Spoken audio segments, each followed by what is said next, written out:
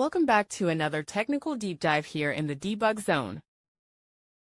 Today we're tackling a big question and breaking it down with insights from other users. Hopefully this clears up some misconceptions and helps you get the answer you need. So buckle up, stay a little curious, and let's jump right in.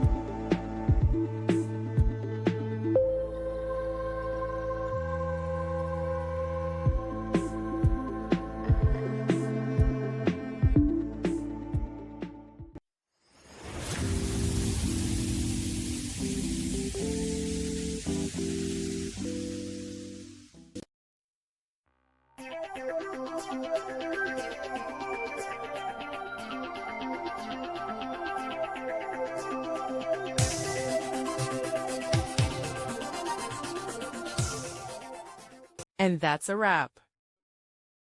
I hope you found the answer you were looking for.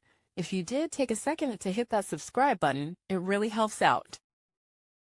And let me know in the comments which solution worked best for you. See you next time in the debug zone.